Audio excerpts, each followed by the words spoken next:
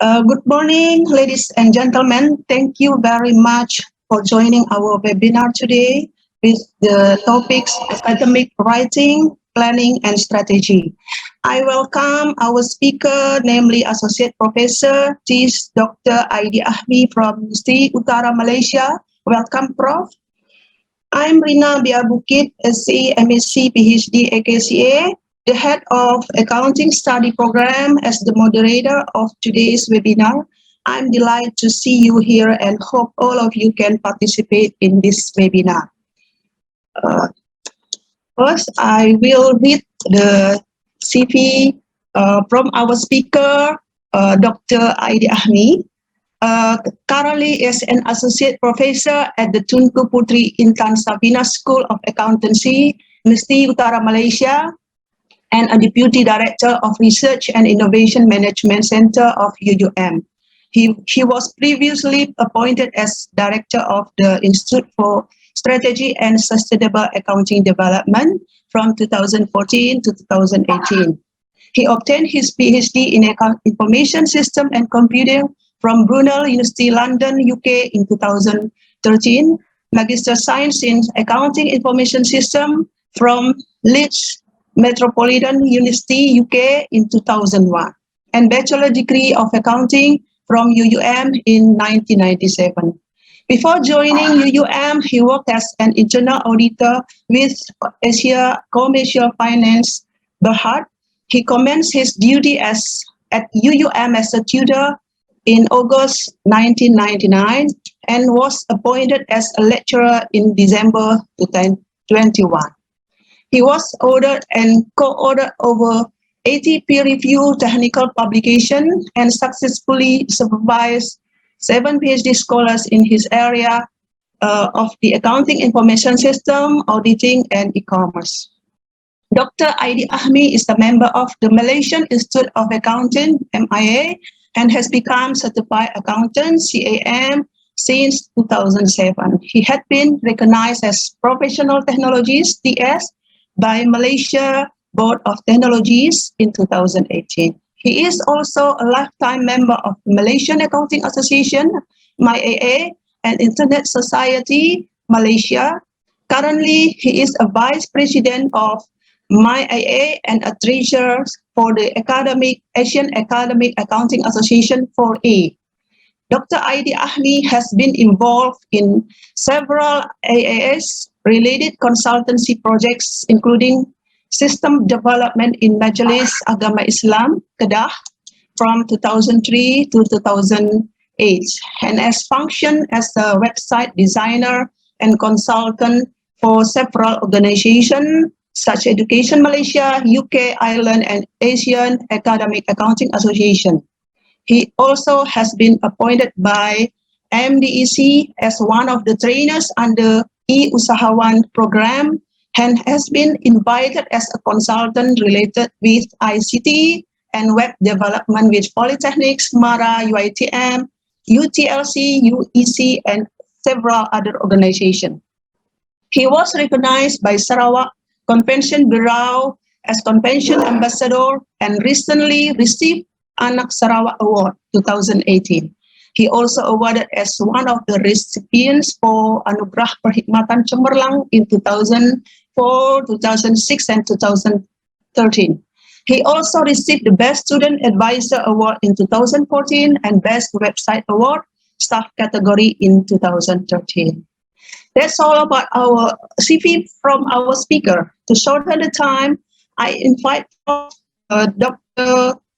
Aidi Ahmi to deliver the materials. Please, Prof.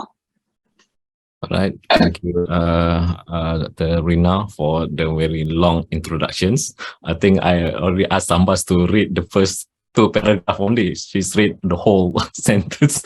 Okay, anyway, first of all, Assalamualaikum warahmatullahi wabarakatuh, and very good mornings to all lecturers from University Sumatera Utara, and all the students and participants who attended these workshops. So I'm very, proud to be invited as speakers today to share, okay, my knowledge about academic writing. So I don't know, not really sure whether it's really going to what going to be expected, because this academic writing course normally takes about one semester's course, but I only been given about 2 hours to okay, what are the tips and tricks or on academic writing. So before begin, let me share my screen. So yes. Okay, I really hopes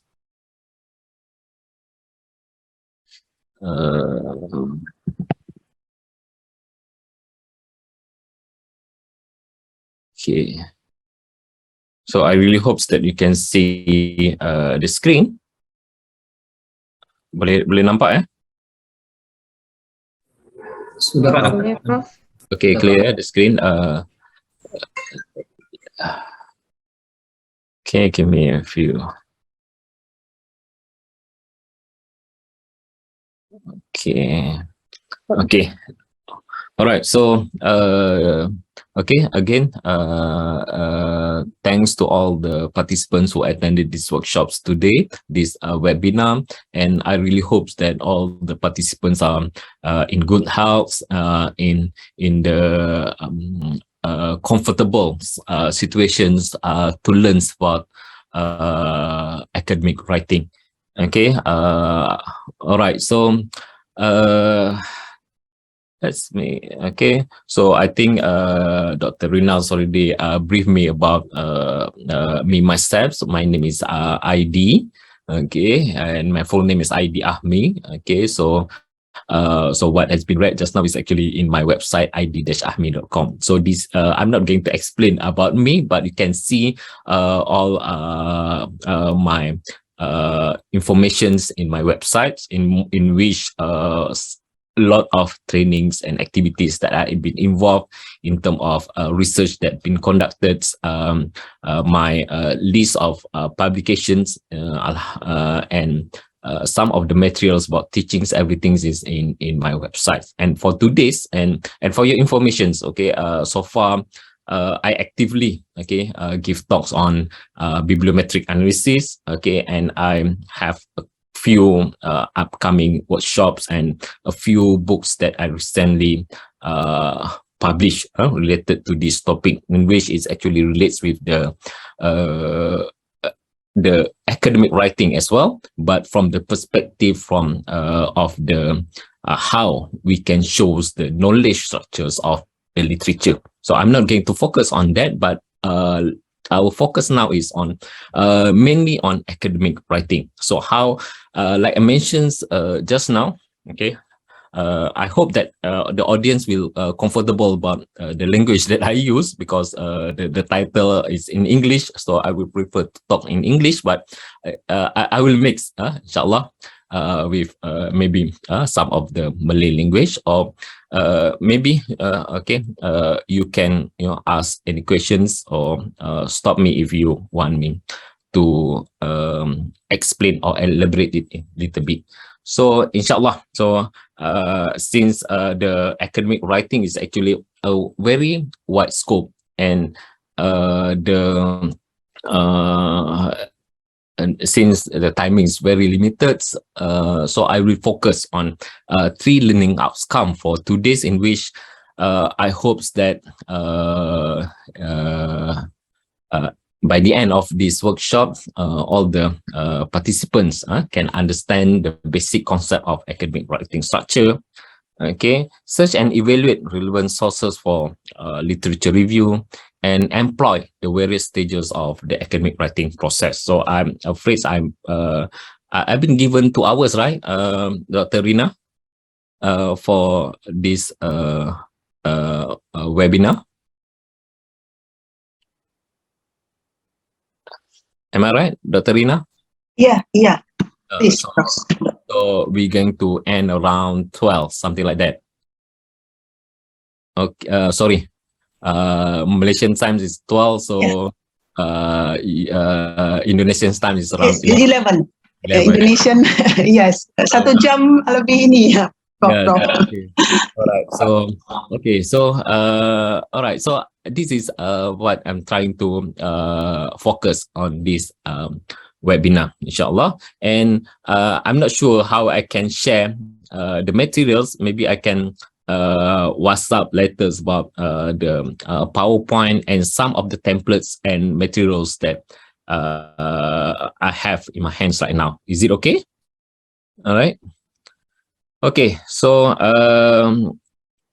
all right, and I've been informed that okay, all the lecturers and participants, lecturers of course, every one of us need to be to publish. So in like me myself in UM, we have to publish at least 2 Scopus publications every year. Okay, so that is actually the minimum requirements in in UM. I'm not sure about USU, so how many publications that you need to publish every year, but in UM is minimum 2 Scopus publications. So if you can see, this is actually my recent publications. So far, if look into my this is my profiles in Google Scholar. In 2020, Alhamdulillah, I already published around 10 publications, and all the times publications ataupun academic writing is actually a continuous process. That one is for lecturers. Okay, continuous process means that you're not going to focus to publish one papers, but continuously you have papers that submit for publications. You have papers that in progress. You have papers that is under review. You have papers that been either accepted or maybe rejected. So that is a common activities that be involved by researchers like me myself and maybe some of lecturers in USU and all the other lecturers. But from the perspective of the students, I bet that you have to doing assignment. Okay, you have to do conduct assignments or provide some mini thesis or maybe mini essay, reports, research papers in which the requirement has been set up by the university. So along the way, I can say that the publications process is actually must be understood by both either you are students or you are lecturers. Okay, and the there are various types of purpose of academic writing. So and you have to be clear about what you're trying to write. Okay, and most of the time I will explain to my my audience or my participants what when you're trying to write a paper. Okay, let us focus on specific papers. You are actually trying to create a story. So the story that you want to share with your readers. What story? Okay, your story. You are the one who going to create that particular story. Okay, and the story that you going to share with your readers is the story about knowledge, the stories that you want, okay, the audience or the reader understand, the story that you want the reader to read. Okay, most of the time sometimes kita kadang short sendiri ya. The terms that kadang-kadang kita guna ialah short sendiri, in which that kita cuba menulis tapi penulisan kita tak ada orang baca. Kita cuba menulis tapi penulisan kita hanya untuk kita saja. That in which we trying to write tapi the impacts ataupun the knowledge that we going to deliver mungkin not going to reach read even read by the readers by any audience. So make sure that in the first place you have to set the niat, okay, about writing. So what are the purpose that you try to focus in your writing. So first of all, you want to share the knowledge, and the most common reasons to write is to report a piece of research the writers have conducted. So you want to report the outcomes of the research. So you conducted some interview. So you get all the informations, then you going to report it, or you conduct a very simple survey, then you want to report it. So you report the outcome of the research. So that outcome is a research is actually is the knowledge that you're going to share with the readers. The in academic fields, we call it as a contributions to the body of knowledge. So that knowledge is actually, although it's a small knowledge, but very meaningful to the academic fields, to that particular group of people who share same interest. So maybe not all is going to read it, but at least a group or some part of the community of the research can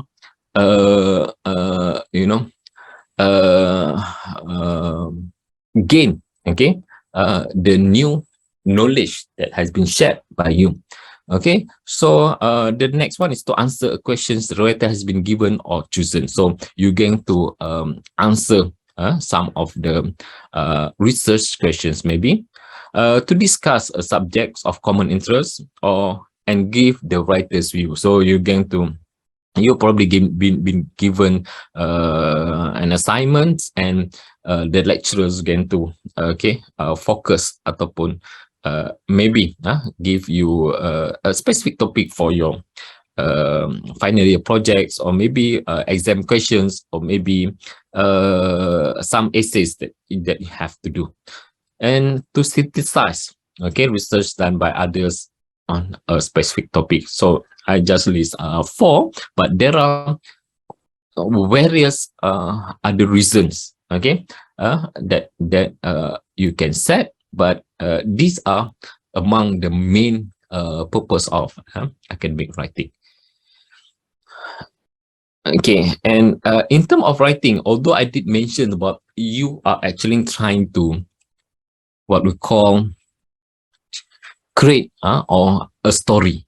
So it's not just a story macam apa cerita kanak-kanak. Okay, it's not like that. It's academic writing is actually a kind of formal and unbiased, clear and precise, focused and well-structured, well-sourced, which means that all the facts that you're going to share is actually from the reliable source.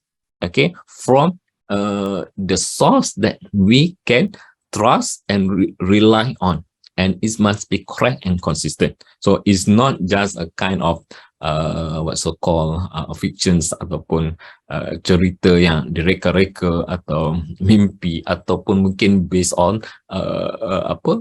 kind of personal kind of thing. So you can write your personal thing, but it must be a personal statement, but it must be supported by a relevant source. So in terms of opinions, yes, but the writing itself is not very personal, long-winded, ataupun based on kind of emotive ataupun grandiose so the focus is this and there are various types of academic writing, and I can say is that the focus is going to be this one kind of research papers, or maybe thesis ataupun the ones that we focus. But I show you that these are among the types of academic writings that normally being focused by students ataupun maybe a few of researchers. So you can have essays, a fairly short self-contained argument, often using sources from a class in response to questions provided by instructors, ataupun research paper, a more in-depth investigations based on the independent research, often in response to questions chosen by students. Okay, thesis. Okay, this is part of the maybe requirements of the undergraduate programs or maybe postgrad program. Okay, LR. Okay, LR is actually maybe is part of the thesis under thesis or research paper. There's a section called LR, literature review, in which that you have to obtain sources from literature, okay, to provide kind of critical synthesis of existing research on the topic, usually written in order to inform the approach of new piece of research. Okay, or maybe you can for those who are going to propose a research proposal. Okay, this is a kind of types of academic writing.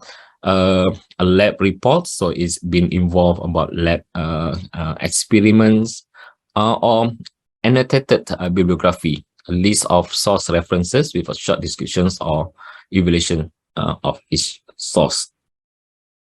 And the formats vary. Okay, the formats of long and short writing tasks. Okay, it can be short essay. Okay, in which it's maybe just a few pages of essay.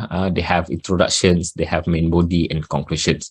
So long essays probably have introductions, kind of LR, case studies atau discussion, conclusions, reference, and appendices. So this is the structure.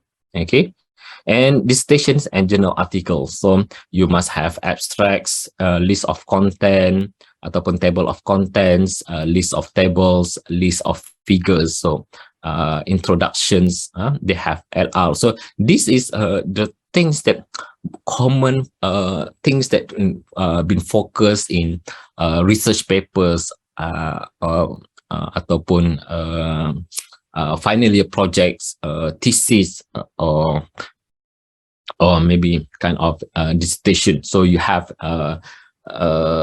this one is a must. Okay, and this is going to be the focus of this webinar. I'm trying to explain a little bit on how you can draft your introductions. Okay, how you going to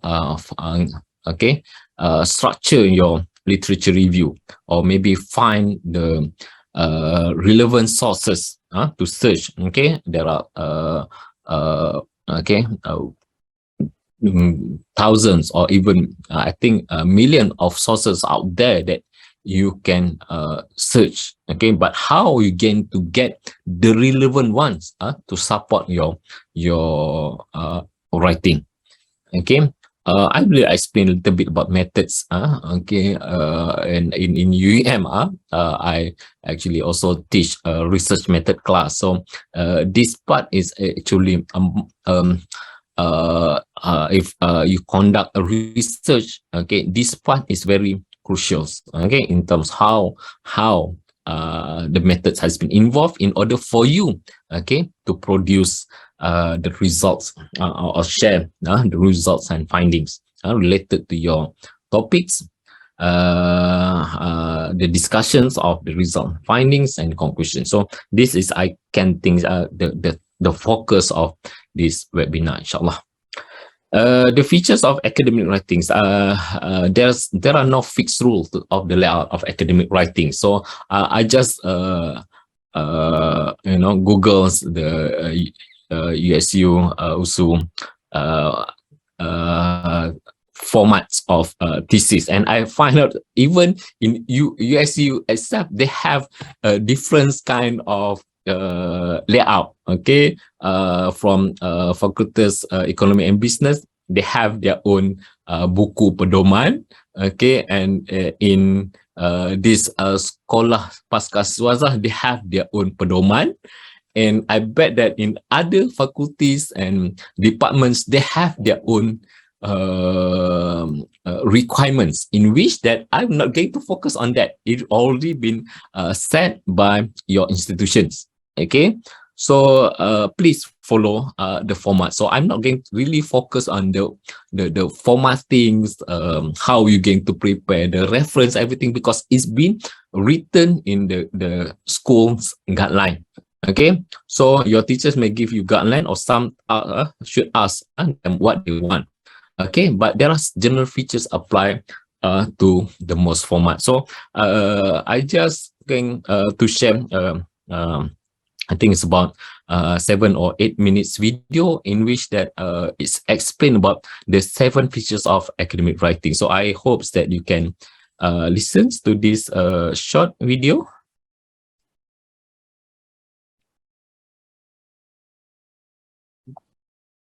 There are 7 different features that we'll look at. Yep. Academic writing should be Boleh structured, dengar, the video? evidenced, critical, Boleh, Doktor. precise, Okay. balanced, objective, and formal. So let's begin by looking at structured. Academic writing should have a clear structure in order for the reader to easily follow the main ideas or arguments. The structure often derives from the genre of writing. For example, reports will usually begin with an introduction, followed by a method section, a results section, and a discussion section. An essay, on the other hand, will have an introduction including a thesis, and will be divided up into body paragraphs, each of which should have a topic sentence. And it will finish with a conclusion, probably containing a summary. These are the most common genres of academic writing, but there are also many others, for example, literature review, dissertation, research proposal, and so on, each of which has a different kind of structure. Being well structured also means that the writing should be coherent. In other words, there should be a logical progression of ideas. It should also be cohesive. In other words, the different parts are clearly connected, for example by using reference words and transition signals. Being well structured also means we need a clear focus. So for the academic writer, that means you need to understand very clearly what you're writing about and why. It also needs careful planning before writing. In some ways you can think of academic writing as being like a house. The door is the introduction that leads in, and then each room is like a different section or different paragraph which serves a different purpose. Now if you were building a house, you wouldn't just start building, you would plan it very carefully first. And the same is true for academic writing. Without careful planning, it won't have a very clear structure, and it will be very difficult for the reader to follow the ideas. So the second feature of academic writing is that it should be evidenced. This means opinions and arguments should be supported by evidence, in other words, facts, reasons, examples, statistics, citations. Let's have a look now at an authentic academic text. This is the introduction to an article about dengue fever. Dengue is a major global problem in many parts of the world, causing epidemics throughout the developed and developing countries. So this is a fact. And the fact is strengthened by the citation, Bart et al. 2013. In Thailand specifically, frequent outbreaks in all administrative provinces of Thailand due to, so this is giving the reasons, vector breeding conditions and hyper-endemic nature of the virus. And this causes significant impact on public health resources. This is a fact. Again supported by a citation, Xu et al. 2019. In Bangkok alone, a recent 2017 outbreak resulted in over 4,000 case counts being reported in a single month. So that's a statistic. Again supported by a citation, Ministry of Public Health 2020. And this is very much a quality of academic writing, the use of in-text citations. So being able to cite and reference sources appropriately is a key skill that any academic writer needs to learn. The next feature is critical. So academic writing does not simply describe. The information should be analysed and evaluated. In other words, the writer should make judgments about it before it's used. And sometimes in making those judgments, you may decide not to use the information at all. In order to be able to write critically, you really need to understand the topic in depth. So a great deal of research will be needed. Here again is another authentic example. While the studies in Table 1 have employed both quantitative and qualitative methods, all were observational. An observation study may well reveal data, however an observational study is incapable of ruling out potential non-linguistic factors. For example, So here this is critical evaluation by revealing the limitations of previous research. The next feature is precise. Academic writing should use clear and precise language. This will enable the reader to follow the ideas more easily. So this includes the use of technical, in other words, subject-specific vocabulary. Sometimes such vocabulary may need defining, for example if the term is not commonly used by other experts, or if you need to demonstrate understanding to your tutor, so that's for student academic writing. So if we look back at the article on dengue fever, we can see some examples of technical vocabulary. So there's the phrase vector breeding conditions and hyperendemic nature of the virus. So these phrases are difficult for us, the non-specialist, to understand. But these terms have precise meaning for the expert audience that this article was written for. Next, academic writing should be balanced. This means that academic writing should give consideration to all sides of the issue and avoid being biased. Additionally, an academic writer should show how strong their claims are, and this is often done using hedges or boosters. For example, the evidence suggests that more safety controls are needed, or this could be caused by lack of education. So the word suggests is a way of hedging or making this statement less certain. And so is the word could. And these sentences could be written more strongly. Clearly there is a need for more safety controls. The research indicates that the lack of education is to blame. So these sentences use boosters. The first one, clearly, the second one, indicates. So showing how strong or certain your ideas are, or how uncertain your ideas are, is a way to give balance to your writing. Next, academic writing should be objective. Emphasis should be placed on the arguments and information rather than on the writer. So instead of I heated the water was heated. So this uses passive, which is fairly common in academic writing. Instead of in my opinion, it can be seen that. So this is an impersonal structure using it.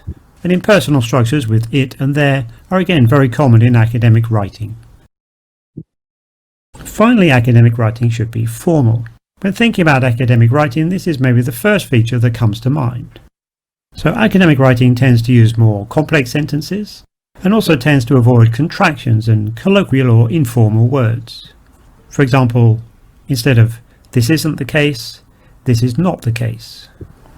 There are many words and collocations which are used more frequently in academic writing than in non-academic writing, and researchers have made lists of these. For example, the academic word list, the AWL, and the academic collocation list, the ACL. For example, instead of there are lots of reasons, there are a significant number of reasons. Instead of conditions changed a lot, which is not very formal, there was considerable variation in the conditions. So both of those examples use more academic vocabulary, including words from the academic word list.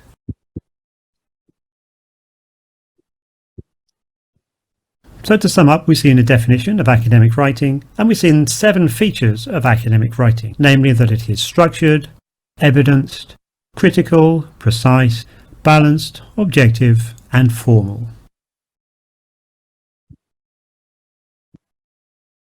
All right. So this is a very short videos that explains, briefly explains about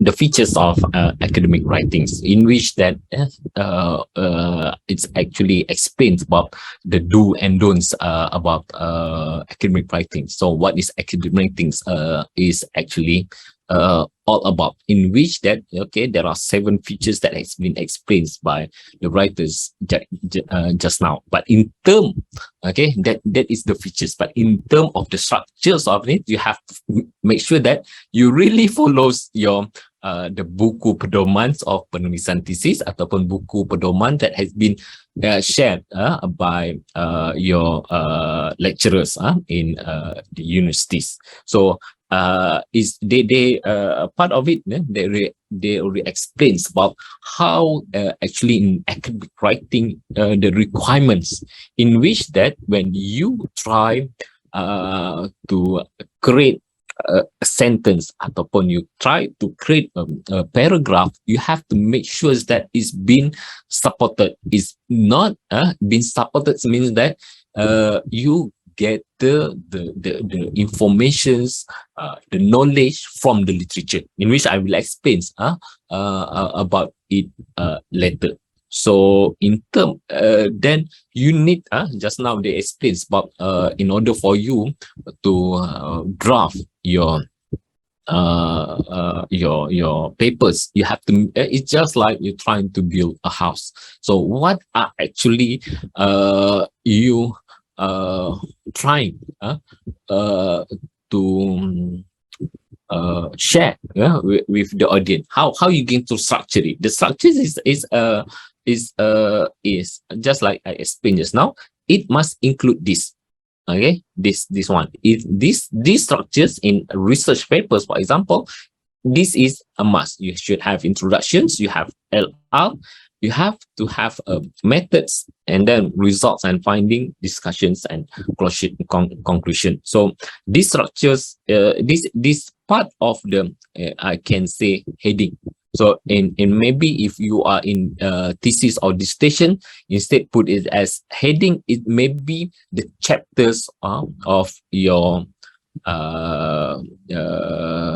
thesis. So if it's a short thesis, is probably a kind of heading, heading 1. And then there's going to be a subheading within this. And in the big or longer documents ataupun thesis and dissertation, you probably in chapter 1 is introduction, chapter 2 LR, chapter 3 is methods, chapter 4 result and finding, and maybe you can combine discussions with result or findings, or maybe you combine discussions and conclusions. Okay, you're probably going to have a kind of 5 chapters. So, but in terms of the structures itself, you have to refer to your buku pedomans of the schools. Okay, that's been supplied by school. Okay, and in terms of drafting the paragraphs, there I will share the reference that I use in terms of how I'm going to prepare this, but there are few ways on how you can draft your structures, as been explained by the video itself just now. Okay, they already explained, okay, in terms of how you're going to prepare paragraph. So there are various ways, but this is one of the example on how you're going to prepare your paragraph. Okay, so for example, so you should have kind of topic sentence. Okay, so they explain, this is the ones that I get from one of the books. Okay, it mentions that this is the topic sentence. Spanish is one of the world's leading language. Okay, then they have the supporting info.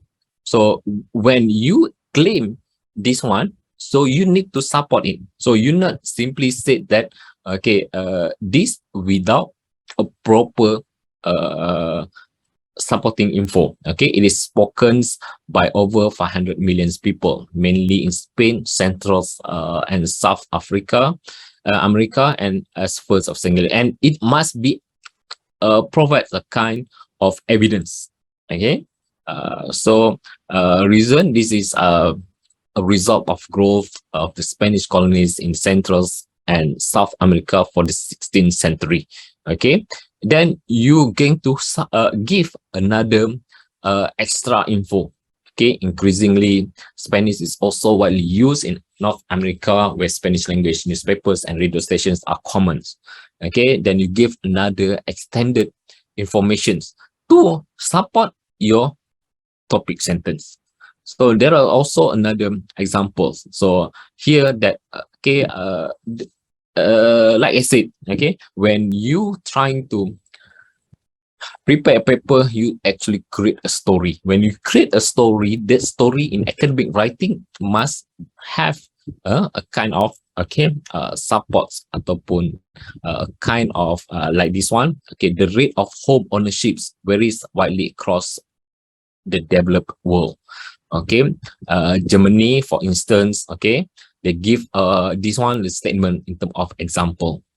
Okay, they give another example, example 2. Okay, so they give the reason. The reason is, okay, kind of supporting info as well. The reason for this variation appear to be more cultural and historic than economics, since high rates are found in both rich and poor countries. Okay, then they have kind of summary. So this is another examples on how you can structures the paragraph. So the examples shows that, okay, a paragraph is a group of sentences that deal with a single topic. So you have specific topics. Okay, the length of paragraph varies significantly according to the text type, but should generally be no less than 4 or 5 sentences. Okay, normally, but not always, the first sentence introduces the topics. Other sentence may give definitions, examples, informations, reason, restatements, and summaries. Okay, the parts of paragraph are linked together by the phrases and conjunctions shows in bold and table. They guide the readers to the argument presented. Okay, just wait. Okay, so there are also another components, okay, in academic writing, in which this component is the main parts, main important parts, okay, instead of abstract, okay, in which I will explain later.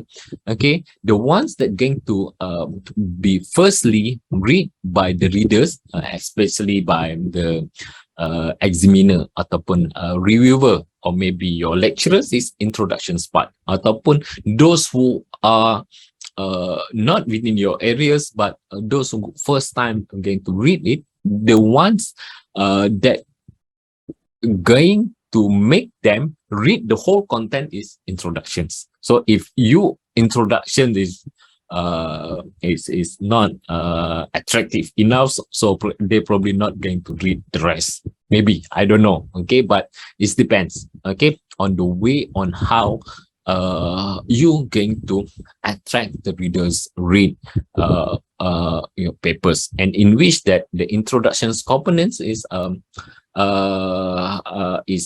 can be includes definitions of any unfamiliar terms in the titles, maybe your personal opinions on the subjects of the essay.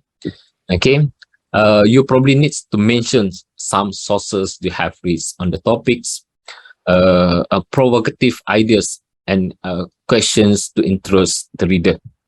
Okay, suitable quotations from a famous authority. So some things that you're going to get quotations, then you gain, okay, to just like it mentions earlier, to attract, okay, the readers to read for the contents of your paper. Your aim and the purpose of writing. This one is actually kinds of main parts. So in which that when you write a paper, so this is a very, very important. Otherwise that you probably going to write too many things in your papers, maybe. Okay, you need to make sure that you have the aim and the purpose of writing. Okay, in my workshops, I always mention about this.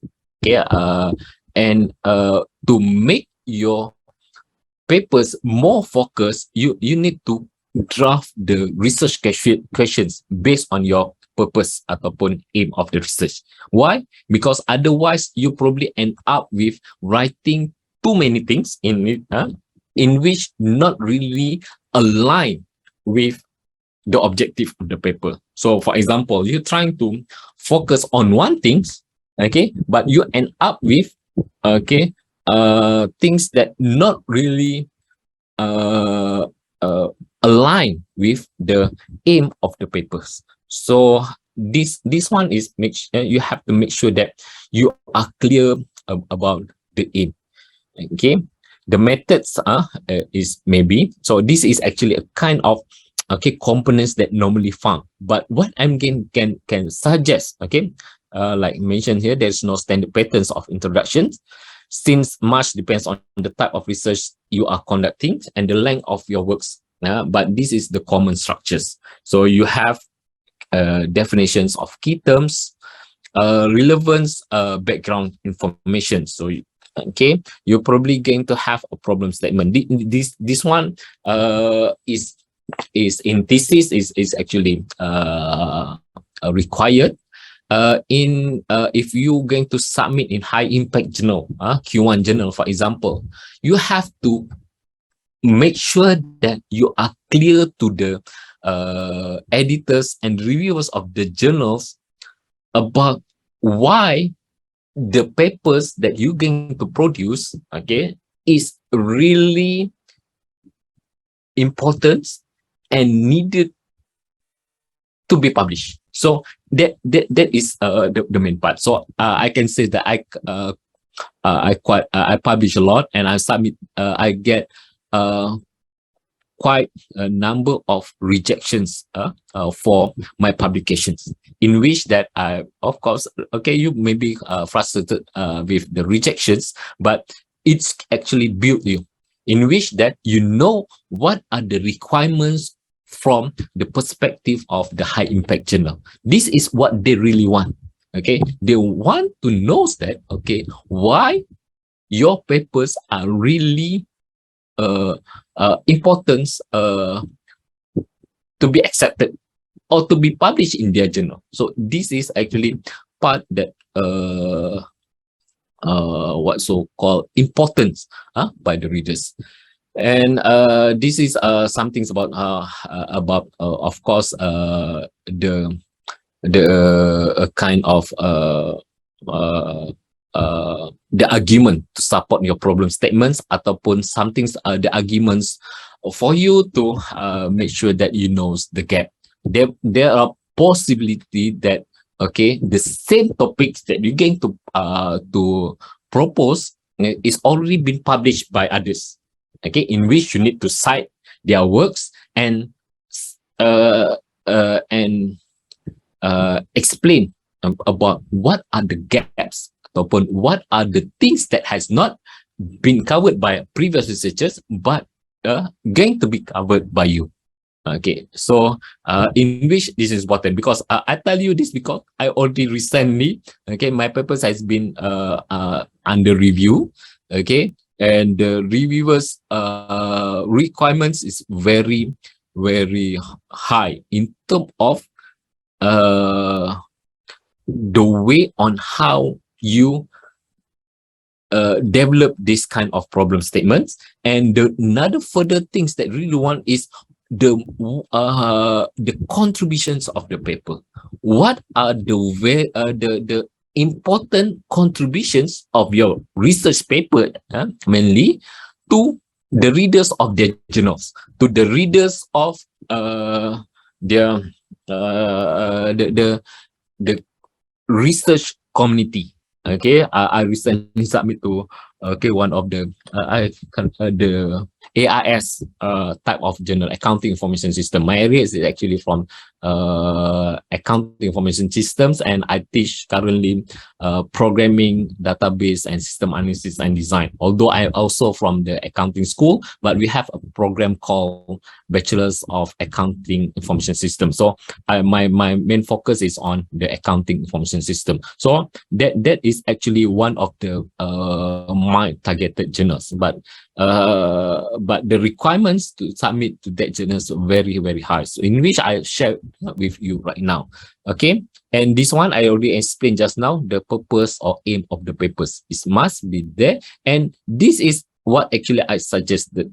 Okay, research question, which is based on the purpose, and in order for you to develop the research questions also is need to be strategized. You cannot simply say okay, develop the research questions.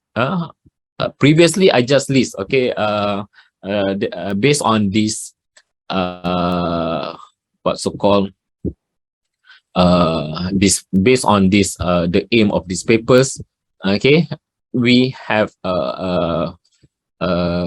okay, listed this research question. So I show you one of the example of my recent publications. Okay, let's see these papers. Okay, this is in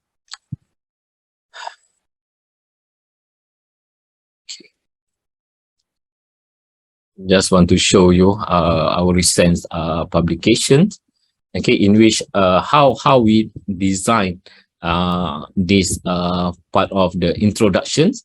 And okay, the RQ, they call it as RQ. This is one of my papers that recently been published. Okay, this journals, is I'm not mistaken, is either Q2 or Q3. Okay, this studies is developed to answer the following research questions. So I listed about 6 research questions in our paper. So I work with a few friends there to develop the research questions here.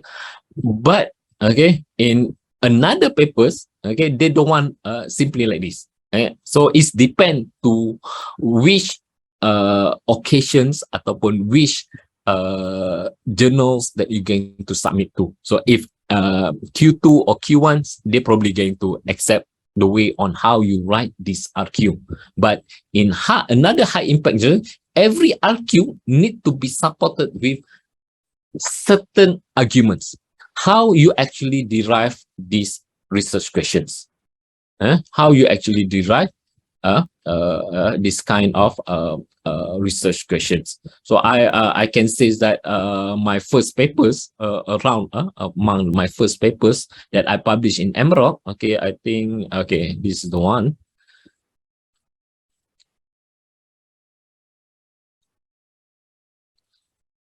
This is my first papers that I published in Emerald. The way on how you develop this RQ. Okay, so both is Emerald. This journal is Q1 journal. So you need to provide a kind of argument before you develop the first RQ. Then another argument, then only you see the RQ2. Okay, so you see the way on how you develop this kind of RQ. So you write a statement, then only you come up with the RQ2. Then you write another statement, they have another this RQ. So this research question is actually I can say, a good things to have in your introductions of the paper, so that when you prepare your manuscripts or your paper, your focus is answering these research questions. All right. So I show you both of our papers, okay, in which that this one is a kind of Q2. I'm not sure. I've checked. It's either Q2 or Q3 journal. Okay, I just listed the RQ. So based on this our aim of these papers, okay, and we straight away develop the RQ.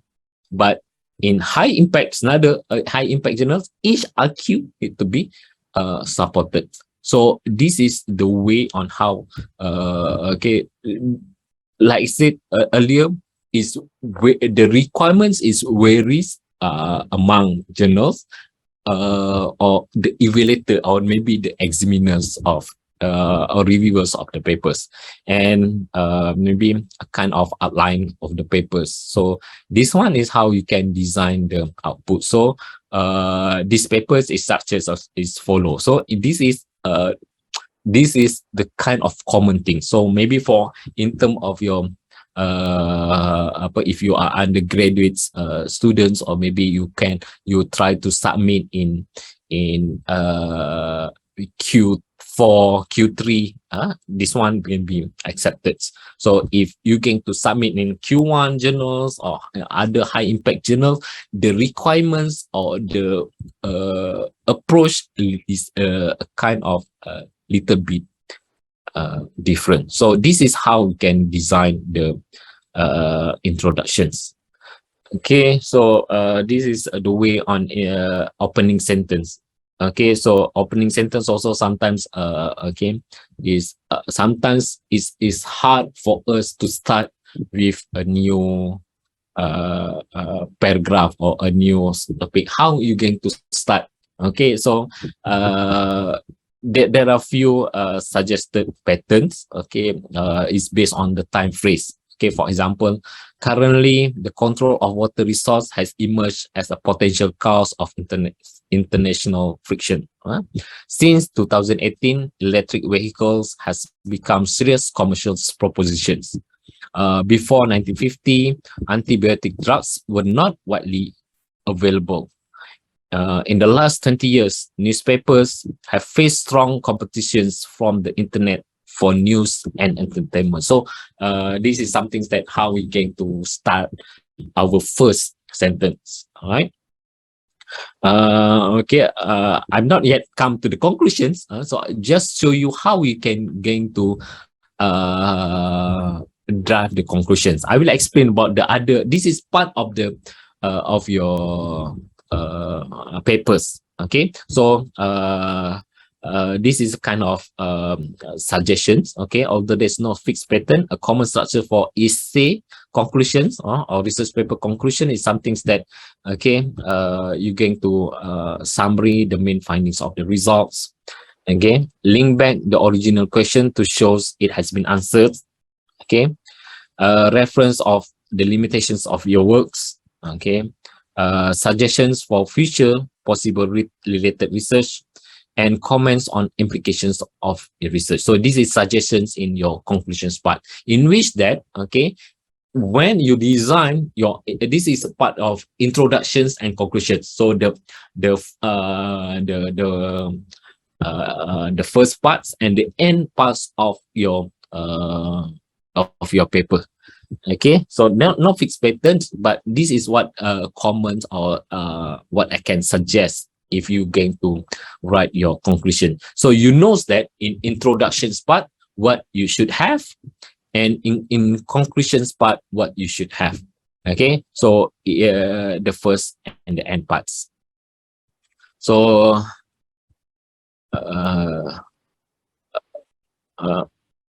okay, so that is the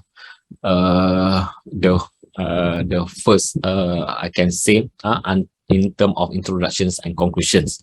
And we then the next one we're going to focus on the LR part.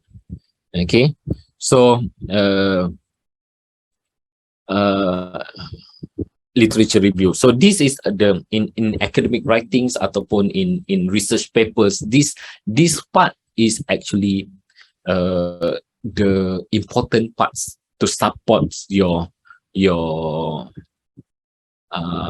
papers, of course. So of course when you want to write research papers, it must be you must refer to the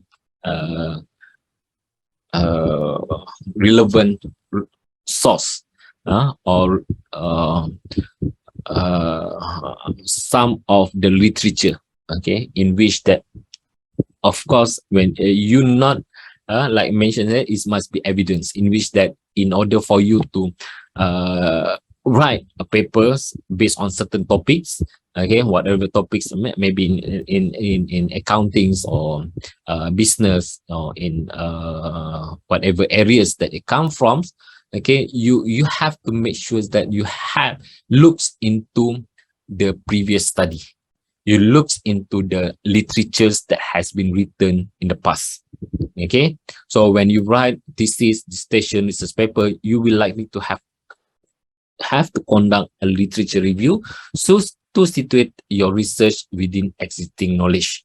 So the literature review gives you a chance to demonstrates your familiarity with the topics and its scholar context, develop a theoretical frameworks and methodology for your research, positions your works in relation to other researchers and theories, shows how your research address a gap and contributes to a debate, in which that if the things that you are, the research that you're going to conduct, is already been conducted by others, why you still want to conduct the similar research? Okay, so you need to make sure that in order to support okay, your research in which that you still want to proceed with that particular research, although it's been conducted, although it's been conducted by others, it must be a gap, okay, or a room in which that, okay, some particular knowledge has not yet been discovered. Okay, although you're not going to focus on the research ataupun the findings that has been done by others, already found by others. So, okay, it's going to be kind of redundant. So we don't want to have that. So you have to make sure that you clear about the gaps. You clear about, okay, although it's been conducted by others, okay, there are still, okay, that has not yet been discovered. Okay, what are the things that are not been discovered is actually gap in which you need to make sure that you clear about it, and evaluate the current state of research and demonstrate your knowledge of the scholarly debates among your topics. So how you are going to write a literature review? So this kind of this is quite challenging. So this is I'll give you the links of this page later. Okay, how to write a literature review. The first things is search for relevant literature. So this and evaluate sources. This one is actually a kind of challenging among researchers. Okay, and you have to make sure that the process has been conducted thoroughly. Okay, so make sure you search for relevant literature, evaluate sources. Okay, identify themes, debates and gaps. Okay, based on sources, outline the structures and write your LR. Okay, search for relevant literature. So in academic writing, so you have to make sure that the type of source that you obtain are from the academic field as well. So you can get it from the scholarly publications, from the journals, okay, from popular source, okay, news and magazine, okay, professionals or trade sources, in if you are from accounting, so you maybe looks from the magazine ataupun sumber from in Malaysia we have Malaysian Malaysian Institute of Accountants, so they provide magazines every month, so that is from the professionals body, and I bet that in Indonesia also they have a kind of these sources from books ataupun book chapters in which most of the time we can obtain from the library, conference proceedings, government documents, thesis and dissertation. So in my case, okay, I always have a few sources that I use as a benchmark for me to prepare my manuscripts. So for example, in order for me to prepare these manuscripts, I have another manuscript that I follow the way on how the previous manuscript has been prepared. So I'm not really develop it from scratch. Okay, there are other articles that I follow. The topic is actually different topics. The content is different content, but the style of how they prepare the manuscripts is a little bit, I can say I follow the same style. Same style means that the way on how they design the background of the and development of research question. So I get one of the papers that published in the same journal, okay, different topics, but the way on how they structures the background and development of research question is always is almost similar. I mean the style. So I always encourage that, okay, in order if you want to prepare your research paper, your thesis, your dissertations, your research projects, or whatever type of manuscripts that you're going to prepare, you have a few documents ataupun reference that you can use as a benchmark for you to prepare yours. So you can get it from library. You can get it from what's it called? Okay, you can get it from what we call journals, ataupun most of the time I use the university's library lah. So this is UEM login page in which that you can get all the materials of the literatures from here. So in which I will show you how.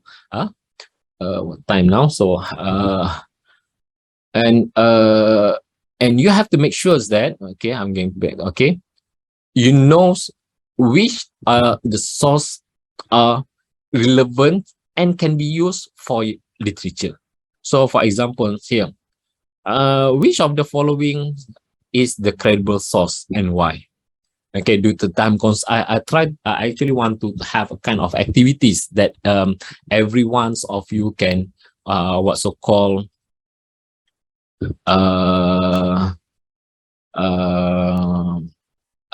interacts, okay, with me. But due to the time constraints, okay, I only have 45 minutes in which I have a lot of things to do. But I just straight away explain about okay, which one is this is actually credible and which one is not really credible. Okay, let's see.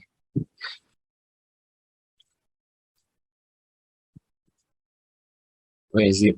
Wait a minute, second. Okay. Is this a credible source? Is it a credible source? Yes, no, not sure, why? Okay, I straight away through the answer. Okay, so in terms of the credible or credible source, okay, for example, Wikipedia. So it's not really a kind of credible source, okay, but good for backgrounds and reference links. So in academic writing, please avoid to put Wikipedia as main evidence, in which that most of the articles in Wikipedia is actually refers to the other source. So you need to make sure that you find that original source, not from Wikipedia. Okay, newspapers is also not really a good source because of the bias. Okay, you have to check the primary data source. Okay, government website is okay. The Economist is okay. EBSCO host, okay, EBSCO, okay, business source complete is very good. Financial Times is okay. This one, Office of National Statistics, okay, is okay. BBC News website, okay, good for background but very biased. A lot of what so called news websites. Some of that can be relied, some of that depends. Okay, TED Talks, okay, yes or no depends on speakers. Okay, if the professor is from Harvard, maybe yes. Okay, but depends who are actually give that particular talks. Okay, Harvard Business Review, yes. Okay, okay, most of the time I can say Harvard is actually kind of credible. YouTube, okay, same as TED Talks, okay, not credible. Lecture notes, course books, yes, okay, but better to source original source. Okay, business insider blogs, Chinese journals, or okay, it depends. Okay, the New Scientist, Google Scholar, okay, okay, business world.com. This is about be careful of .com or the .org website. You make sure that whether it's going to be reliable or not. Okay, but did not really comments. Okay, okay, this LSE, London School of Commerce. Okay, so it's can be relied, is credible. So this is a kind of okay credibles and sources that you can maybe can follow. I will share these materials later, inshallah. Okay, academic search engine. Okay, most of the time, okay, we can use Google Scholar. Okay, we can use Google Scholar, but if you really going to get the very good high impact journals, I would suggest Scopus. But I just named that USU didn't have access to Scopus, but I think can show you. So there are a few things to search. Okay, this particular techniques in terms of searching the document is must you need to everyone need to know about how going to search. So even last time, okay, I think last year I shared the search tips on how we can search through Scopus. So this is actually from my Facebook page. Okay, so I shared about search strategy in Scopus database, and this search strategies is actually similar if you're going to search from what's so called Google Scholar. So I show you first, okay, before I share this link. Okay, I think can share in chat, okay, the link, okay, in which you can get this one. But I'm going to okay, in UEM, okay, the main source for us to search for document is your library. I bet that in USU also have all of you have access to the library, and this is how we can access. I can access from UUM. I have to log in, and these are a list of online databases that we can use to search the literature. And most of the time, I use Scopus. Okay, Scopus is actually one of the huge database that contains okay, a lot of literature. Okay, so some of the articles can be downloaded, some of the articles maybe cannot be downloaded. So in order for you to search documents, whether in Scopus or maybe in Google Scholar, the basic concept, I can say, almost same, although some of the things are actually require you to understand. Okay, in which I'm going to brief you a little bit. Search strategy in Scopus. Okay, this is part of my books on bibliometrics analysis. Okay, there are a few rules. Okay, most of the search is not case sensitive, same as Google Scholar. Okay, doesn't matter whether you use huruf besar ataupun huruf kecil, you still get the result. A hyphen is considered as a space. Okay, for by default, Scopus automatically includes common various spelling. Okay, for both British and American English, and most plural form in research. For example, if we search generalized with S, ataupun they also find generalized with Z. So there's the difference between UK and US English. Criterion will also find criteria. So it's about whether it's singulars ataupun plural. Okay, the use of stop words, okay, such as the his, because usually being ignored. So these are main rules. And then phrase searching. So normally, if you're going to search documents, if you have more than one word, I will recommend to use the quotations mark. Okay, so for example, if you're going to search yellow car, they also find yellow car, yellow cars, okay, with S, yellow dash car with hyphens, and yellow cars with hyphens and plurals here.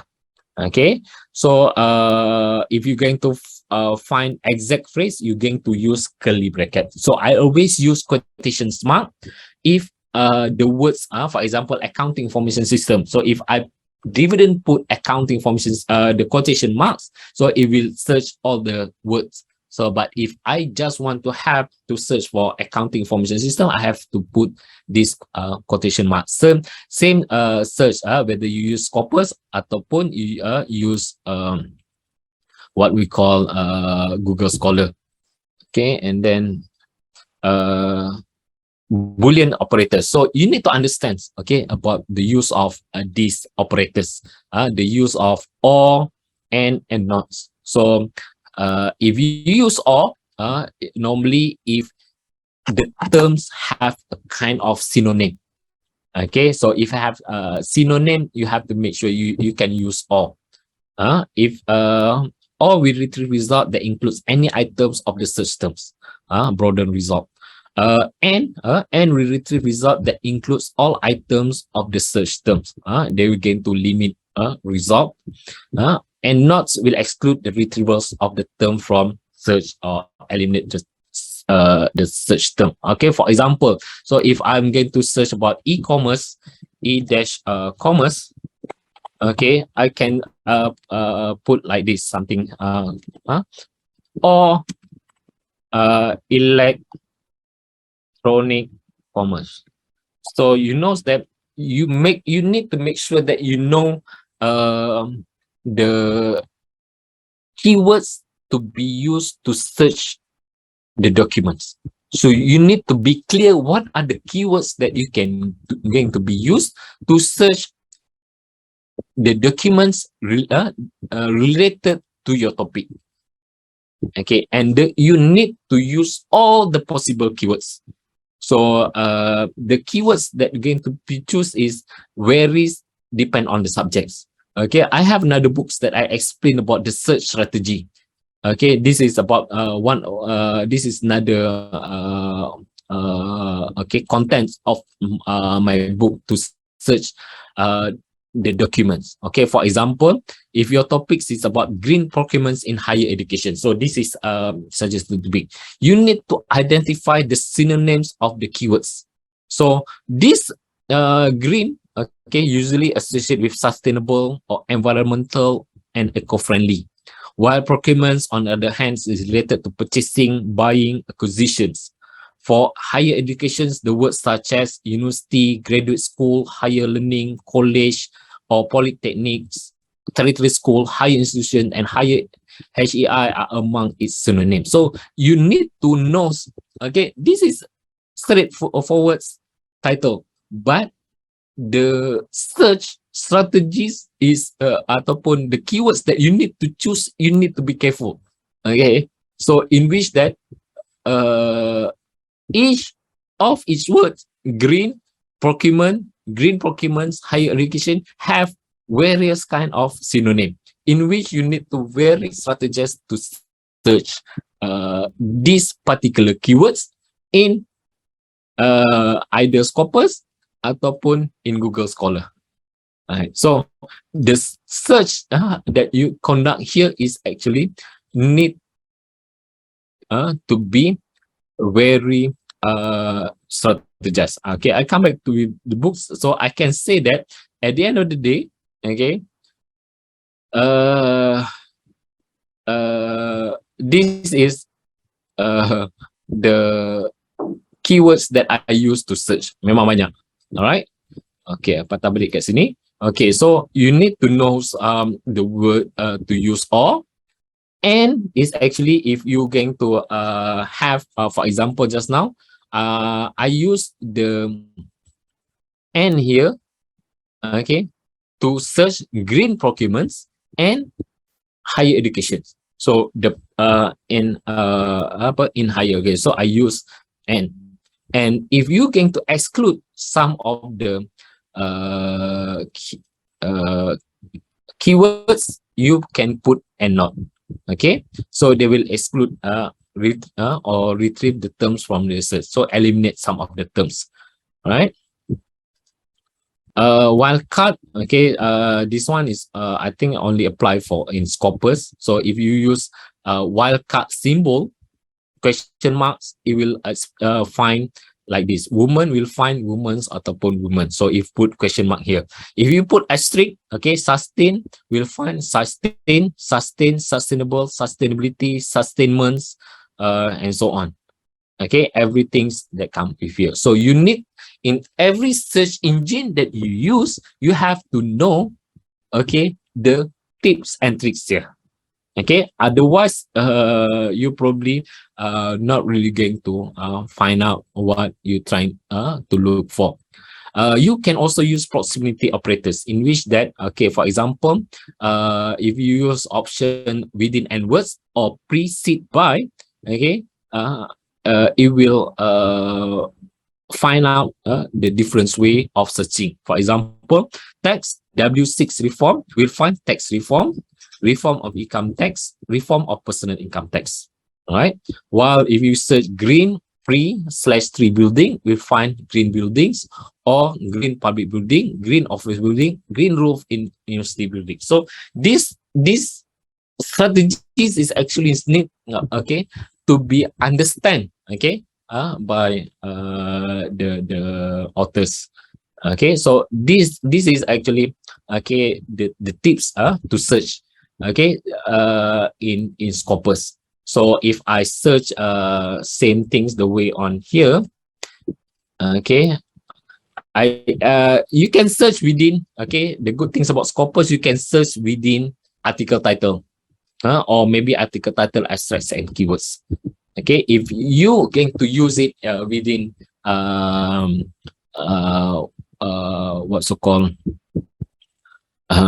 let's say if you're going to search e-commerce adoptions, so you maybe if you search e-commerce the numbers is very huge. All right, so let's say you're going to search e-commerce adoption, so you put and adoption. All right, ini contoh lah. All right, so you see that okay you have 500 documents list here okay about e-commerce adoptions in the title of the document. So if you search in and let's say adoption, the same search in here, the Google Scholar is actually you see that they have 19,000.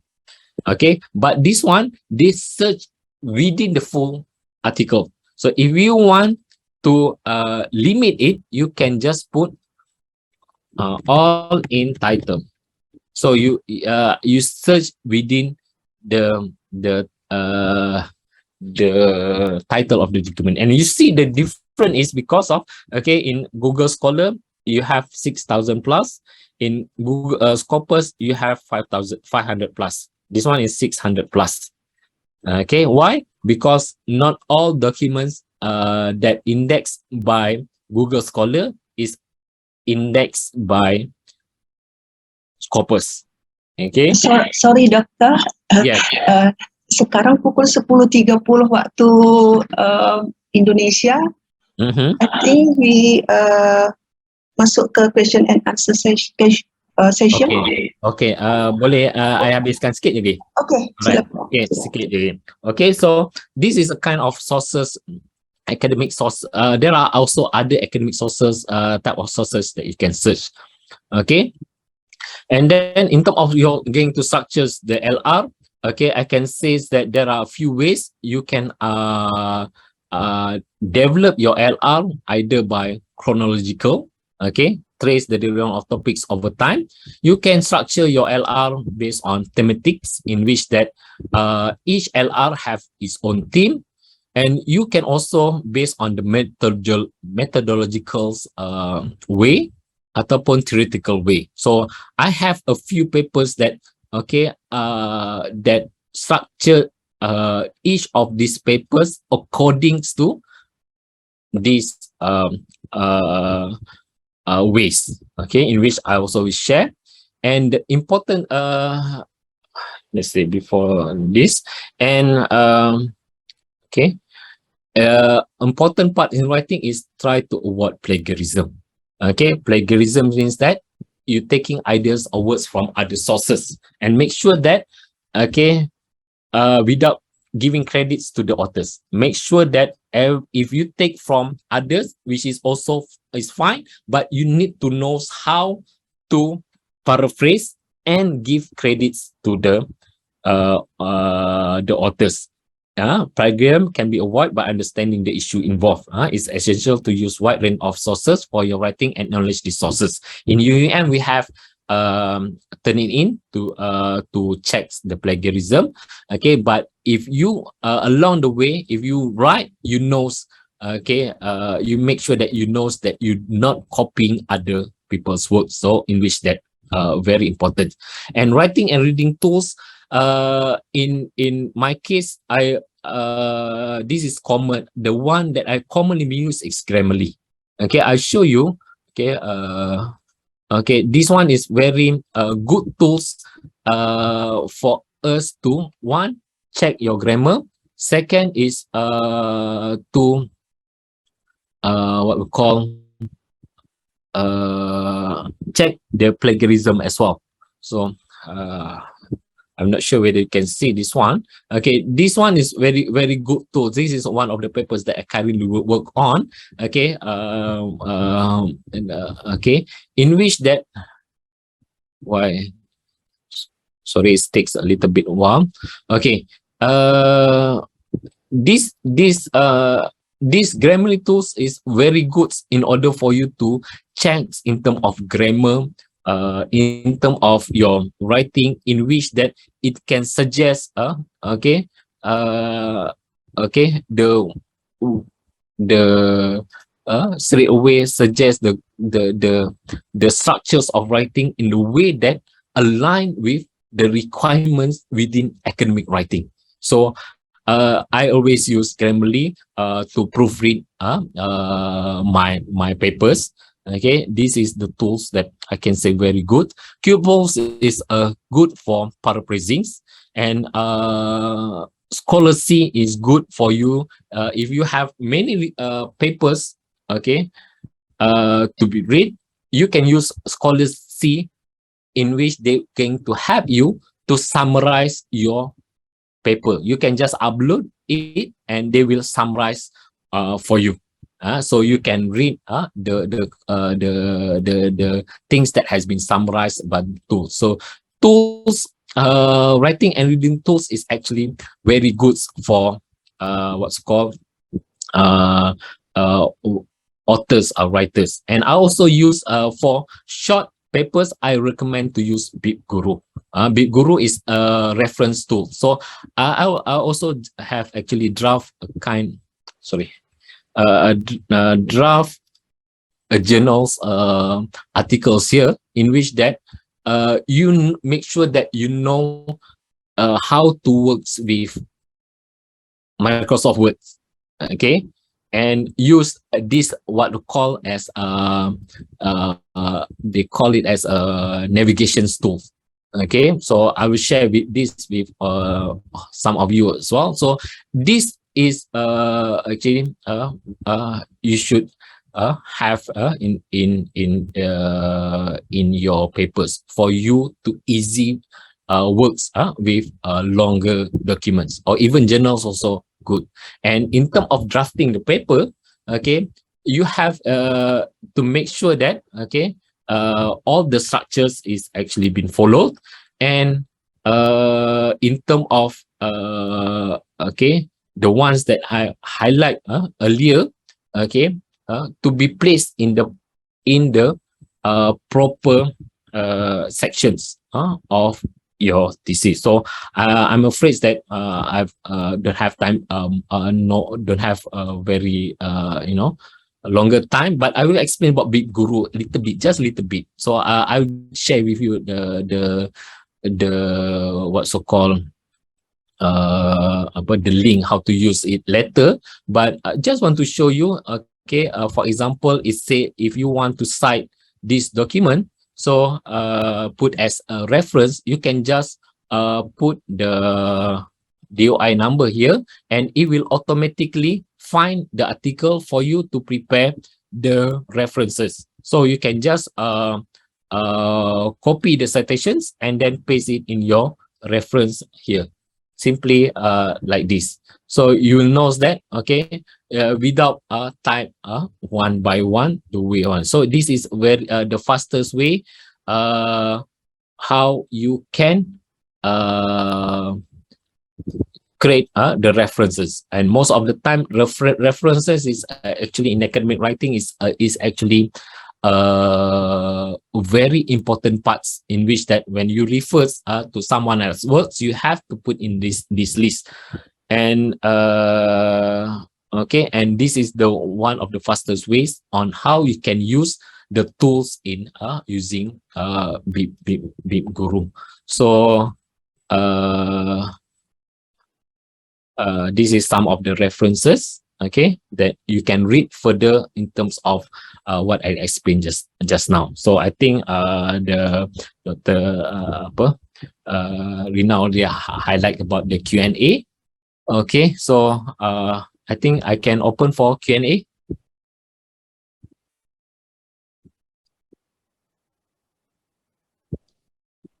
Yeah, thank you very much, Dr. Heidi Ahmi. Now it's time for question and answer session.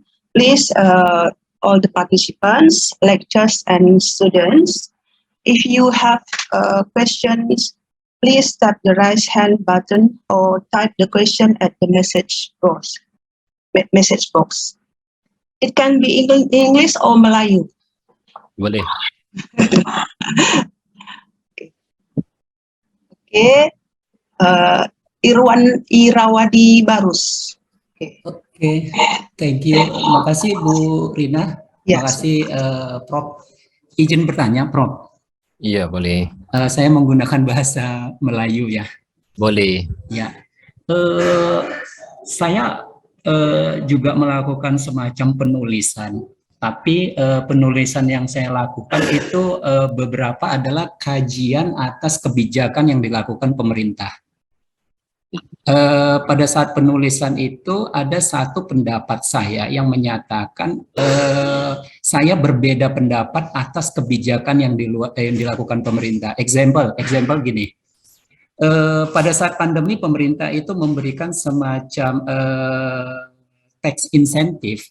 Ya, tax insentif tidak mengenakan salah satu barang kena pajak itu dibebaskan.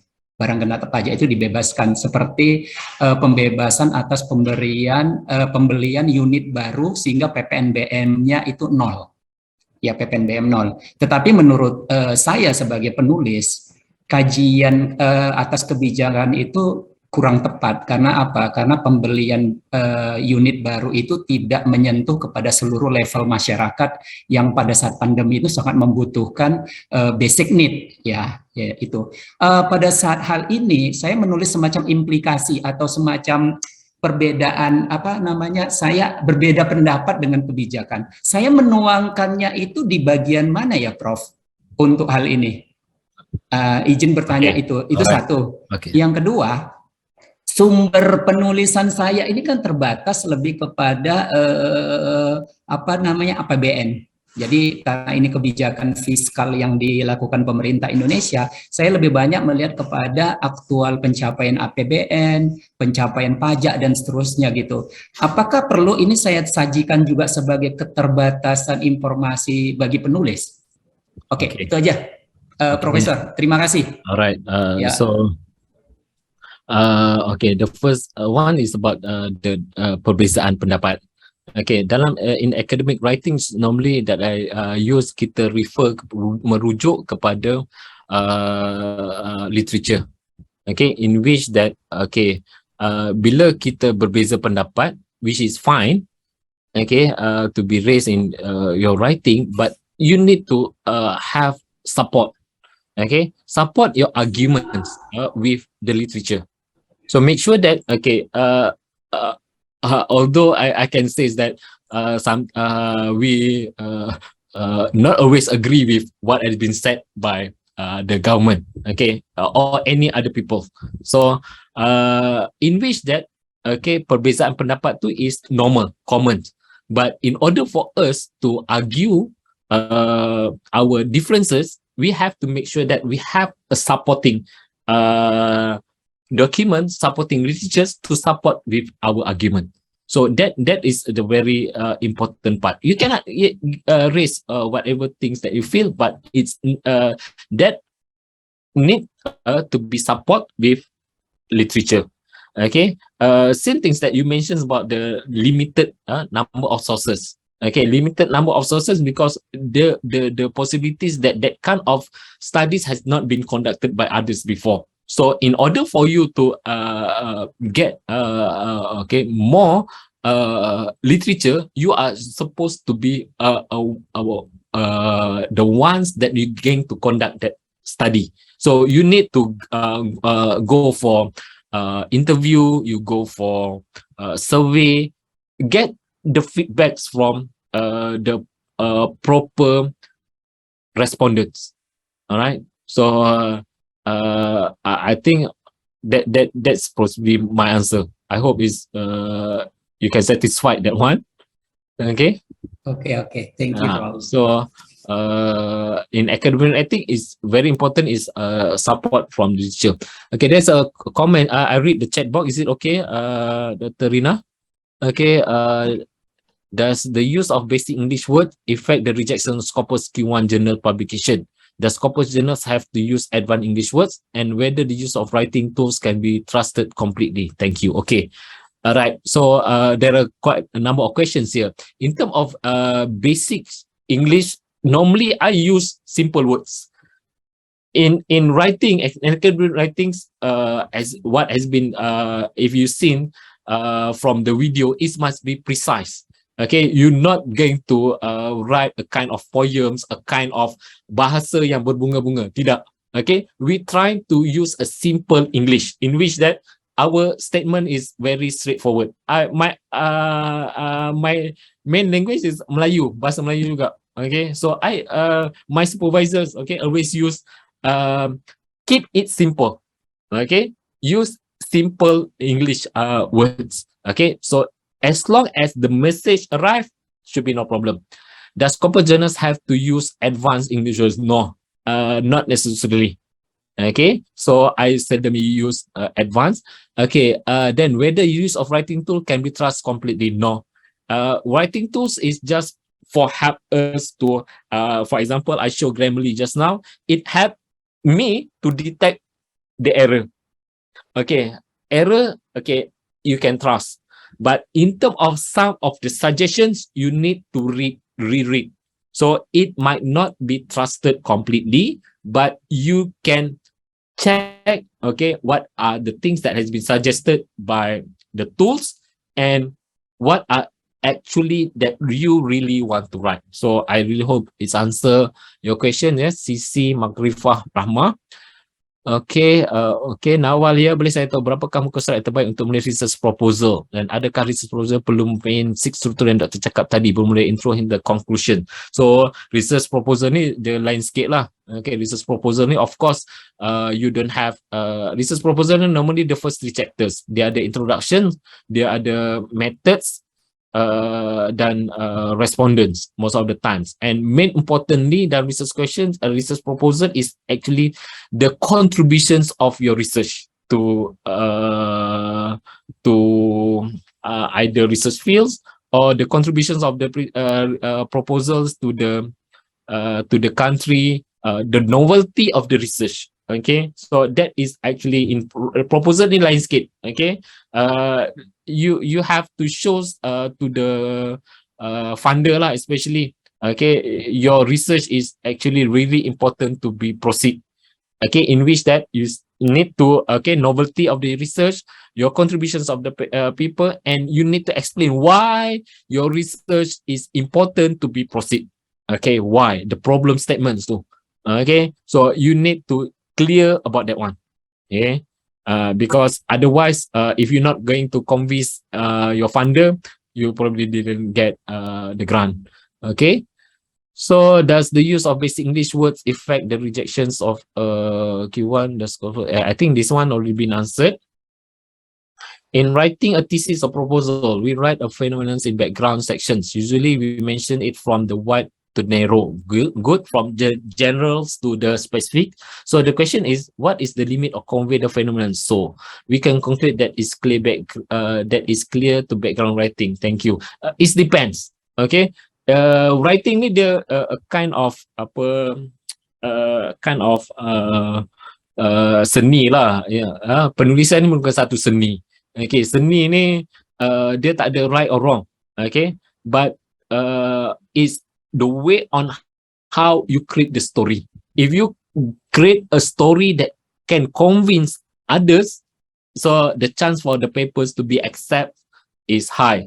If you write some, like I said, you have to make sure that you know what you're writing. Okay, what should be written. So you make sure that I think earlier I mentioned about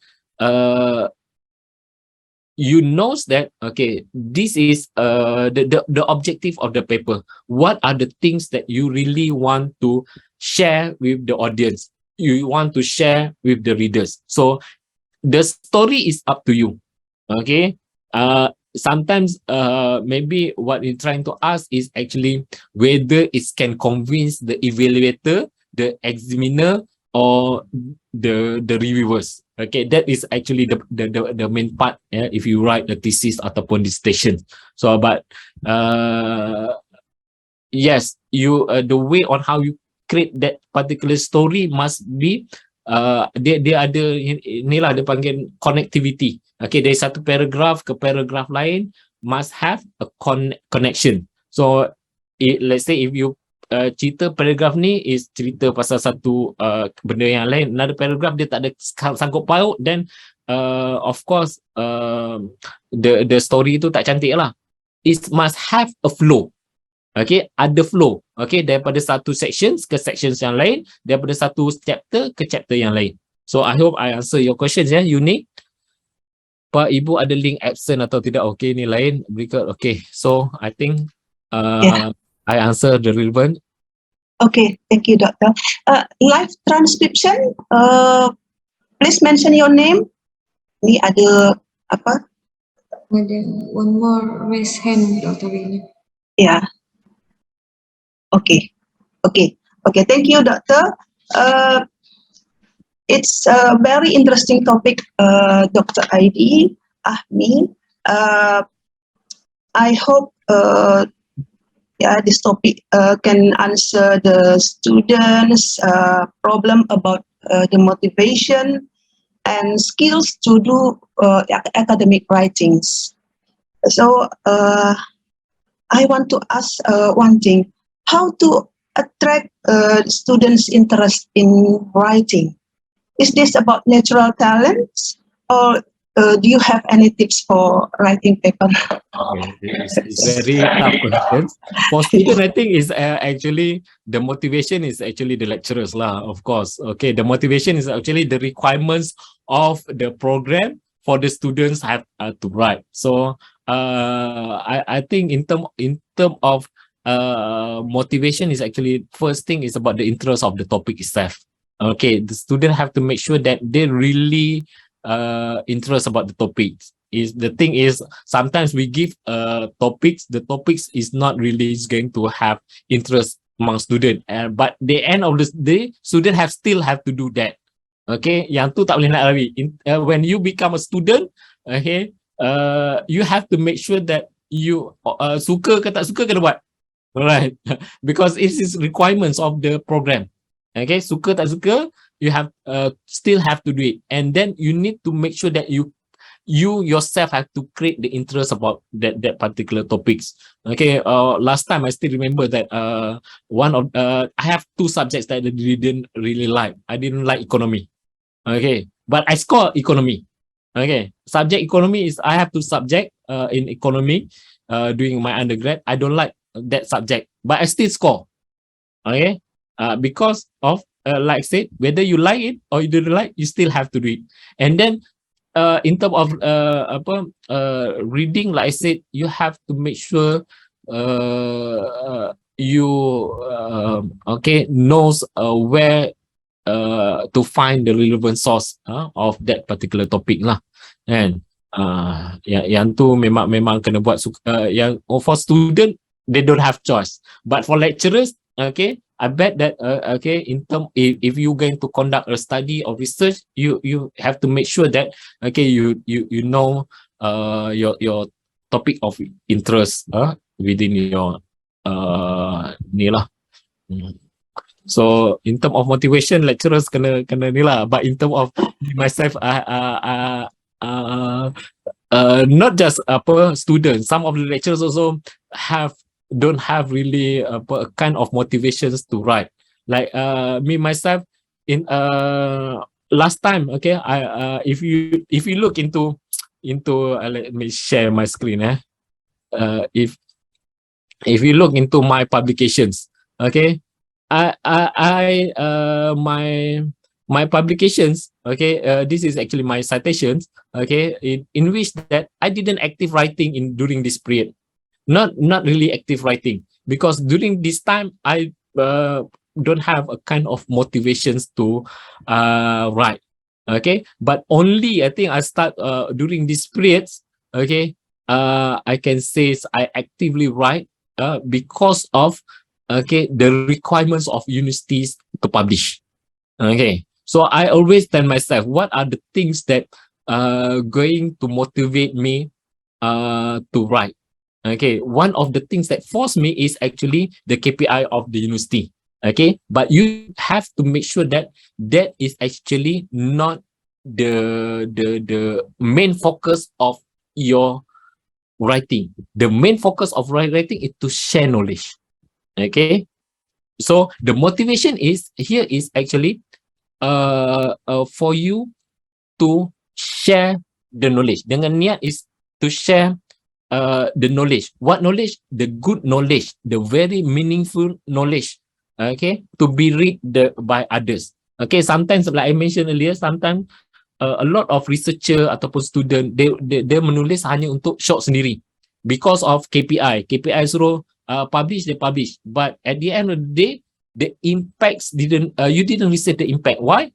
Because tak ada orang cite pun paper kita, tak ada orang baca, because of just for the sake of KPI. But if you change, your niat is to what so called to share the knowledge, to share very some to contributions to the body of knowledge, to make sure that your publications going to be read by others. Kena betulkan niat tu lah, kan? So I think I have in my publication I always use this word, okay, this my end words lah, okay. Semua kita akan mati, okay, hanya karyanya lah yang abadi, okay. Maka tulislah sesuatu yang membahagiakan dirimu di akhirat nanti, okay. Tulis some things that, okay, that is going to be beneficial, meaningful by others. Sesuatu, ya, ilmu yang baik, ilmu yang bermanfaat. Okay, if we tulis something yang baik, of course, okay, di sana nanti, okay, akan adalah pembahagiannya, kan, yang baik. Kalau kita tulis sesuatu yang tak baik ataupun something yang tak elok, of course, tak elok jugalah akan kembali kepada kita, kan. So tulislah sesuatu yang baik, yang mana bila kita mati pun orang akan still cite, okay, ataupun baca penulisan kita. So I think this is actually my motivation, right? So okay, that is actually the end of my presentation. Okay. Yeah. Thank you. Yang baik dari Allah juga, yang lemah saya sendiri, saya minta maaf. Okay, so I will share all the materials with Dr. Sambas nanti, ya. Okay. So he can share with others later, insyaAllah. Yeah. Thank you, Doktor. Jadi setelah ini kena motivate diri sendiri. Ya. Okay. Untuk karena waktu kita sudah nak menunjukkan 11, let me briefly summarize the key points. First, there is a clear difference between academic writings and non-academic writings. Second, in introduction part, there is common points. For example, the definition of key terms, relevant, background, review of works by other writers, purpose or aim of the papers. And third, we need to conduct the literature review, search for relevant, credible, and scientific reference sources.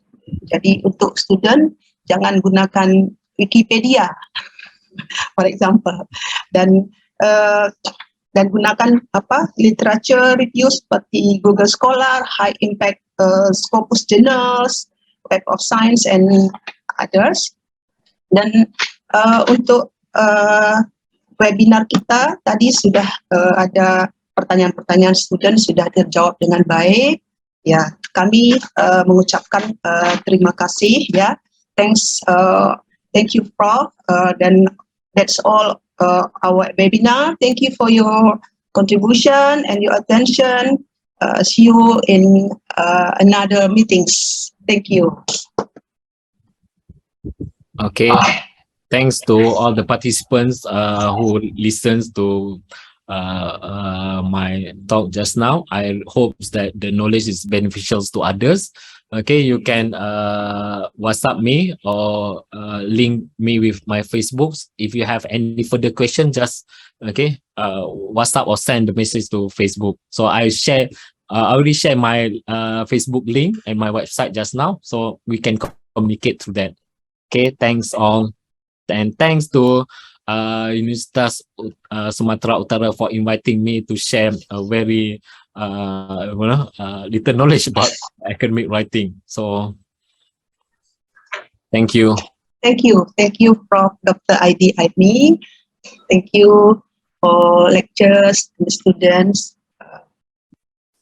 Vicky. Ya. Lanjut Vicky. Baik, terima kasih. Selanjutnya, penyerahan sertifikat speaker secara simbolik kepada Associated Profesor Dr. Aidi Ahmi. Mungkin bisa di sharing screen kepada host.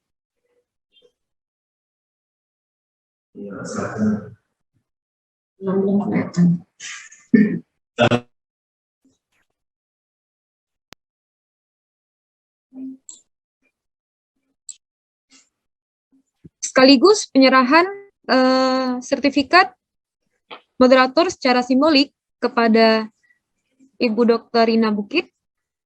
Thank you. Baik, terima kasih. Terima kasih. Selanjutnya, kita akan masuk kepada photo session. Kepada seluruh peserta diharapkan untuk mengambil posisi dan mengaktifkan kamera Zoom meeting. Boleh dihentikan sharing screen-nya? Baik, terima kasih.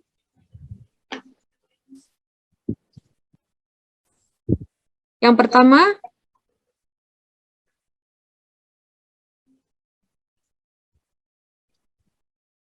baris pertama, kita ambil print screen.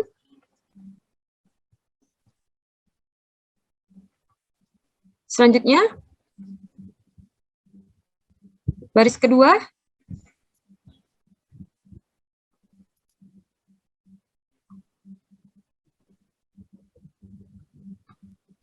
Baik, terima kasih sudah seluruhnya.